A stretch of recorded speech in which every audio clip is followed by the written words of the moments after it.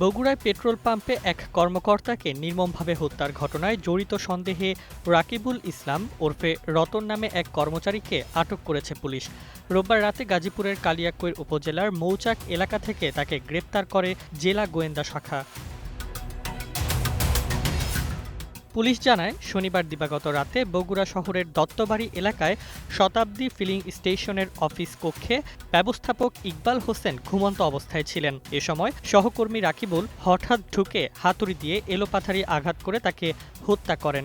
পরে লাশ ফেলে রেখে পালিয়ে যান। সিসিটিভি ফুটেজে মাত্র ২০ সেকেন্ডের মধ্যে হত্যার ঘটনাটি ধরা পড়ে। পরদিন সকালে পুলিশ লাশ উদ্ধার করে শহীদ জিয়াউর রহমান মেডিকেল কলেজ হাসপাতালের মর্গে পাঠায়। পুলিশের জিজ্ঞাসাবাদে রাকিবুল স্বীকার করেছেন, পাম্প থেকে তেল চুরি নিয়ে তাকে অপবাদ দিয়ে মারধর করায় প্রতিশোধের জন্যই তিনি হত্যাকাণ্ড ঘটান। ঘটনার দিন তিনি শুধু হত্যা নয়, নগদ টাকা ও নিহতের মোবাইল ফোন নিয়েও পালিয়ে যান। ডিবি পুলিশ তার কাছ থেকে ওই মোবাইল ফোন ও টাকা উদ্ধার করেছে। আদালতে রাকিবুল স্বীকারোক্তিমূলক জবানবন্দিও দিয়েছেন।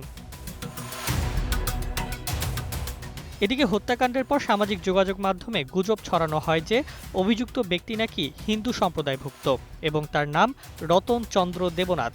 এ দাবি ঘিরে নানা বিভ্রান্তি ছড়িয়ে পড়ে সামাজিক যোগাযোগ মাধ্যমে। তবে অনুসন্ধানে প্রমাণিত হয়েছে ওই তথ্যটি সম্পূর্ণ মিথ্যা। ডিবি পুলিশের অফিসিয়াল ফেসবুক পেজ সহ একাধিক গণমাধ্যম নিশ্চিত করেছে আসামির প্রকৃত নাম মোহাম্মদ রাকিবুল ইসলাম রতন। তার বাবার নাম মোহাম্মদ চান মিয়া এবং তিনি মুসলিম ধর্মাবলম্বী। এছাড়াও রিউমার স্ক্যানার টিমের অনুসন্ধানে নিশ্চিত হওয়া গেছে যে আলোচিত হত্যায় অভিযুক্ত ব্যক্তি হিন্দু নন, বরং তিনি মুসলিম ধর্মাবলম্বী।